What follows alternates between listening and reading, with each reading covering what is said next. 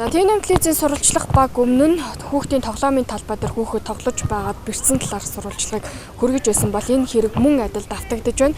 За тодруулах юм бол Баянзүрх дүүргийн 15 дугаар хорооны нутаг дэвсгэр дээрх байрлах энэхүү тоглоомын талбайд 5 сарын 31-ний өдөр 12 настай хүүхэд тоглож байгаад за яг энэ ард харагдах тоглоомын хэсэгт даруулж гэмтсэн байна. За одоогоор хүүхэд гэмтэл сох судлалын үндэсний төвд бол хэвтэн эмчлэгдэж байгаа. За бид одоо тоглоомын талбай байрлах 15 дугаар хорооноос тодруулахад за манай хороо бол асуудалд бол оролцохгүй. За сөөх үнийг бол хариуцна гэсэн. За бид одоо тус байрны одоо сөөхөөс тодруулахад за энэ бол бидний хүлээж аваагүй юм тоглоомын талбай нийслэлийн хөрөнгө оруулалт тайгаар одоо баригдсан ийм талбай учир за хариуцлагыг бол тэдгээр хүмүүстэй ярина гэдэг ийм зүйлийг хэлж байна. За яг энэ тоглоомын талбай хэсэгт бол одоо нийслэлээс нийт 40 сая төгрөгийн хөрөнгө оруулалт орчихсон. За гэвч одоо энд бол одоо хүүхдүүд бол маш их аюултай стандартыг хангаагүй ийм нөхцөл байдал бол харагдаж байна.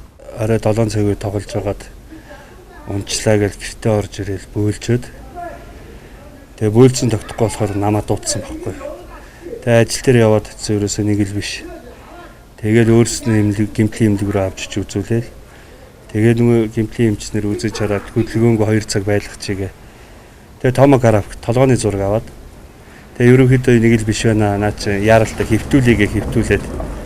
Тэгээд гавлын ясны цувралтай тархинд нь суралтай гэж гарсан.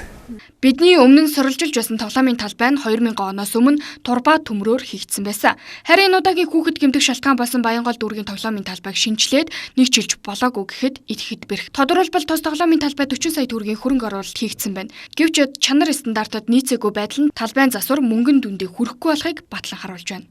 Энд чинь ингээд цагдаагийн туулзаар ингээд тойруулаад татцсан байсан. Тэгээ энд юу болсон юм бэ гэсэн чинь манай нэг сөөхийн ажилтай аптерк ирсэн ганцаараа энийг буулгаж хураа гэсэн далтыг гэсэн ингээ хин хураа гэсэн чинь юу болсон гэсэн чинь өчигдөр энэ ч хүүхдийн толгой дээрээс юм унтсан гэдэг. Бид нар чи ямар энэ өглөө гараад орой ирж байгаа улсууд энэ чи ямар ажил хариуцсан хүмүүс нь ажиллаа хийх хэрэгтэй байхгүй юм чи. Дээр нь эн чин сэтгэлтэй баймаар байна шүү дээ. Эн чи идэж ууж болно. Гэхдээ хүүхдийн тоглоомын талбайгаас ингэж идэж уугаад байна гэдэг чинь утгагүй шүү дээ эн чин тий. Гэхдээ та нар хин ч бас ойлгомжтой байна. 40 сая төгрөг гэхэд энд үнэхээр 10 сая төгрөгийн хөрөнгө оруулалт орсон юм уу харагдаж байгаа юм. Сууц өмчлөгчдийн хорооноос тоглоомын талбайн засвар орчлыг хариуцдаг. Харин энэхүү тоглоомын талбайг сууц өмчлөгчдийн хороонд хүлээлгэж өгөөгүй байсан тул энэ асуудалд хариуцлага хүлээх эзэн олдсонгүй. Бид харах хяналт тавих ёстой. Энэ эвдрэл харлыг бас шалгаж явах ёстой. Өнгө зүсийн засаж явах ёстой. Бид нар тодорхой үүрэг хүлээнэ. Тэгээ. Улсын өмч болохоор энэ улсаас тендер аваад шилэн тендер авчаад хийсэн компаниас хүлээж аваагүй юм а. Одоо бидэнд хариуцлага хүлээхгүй.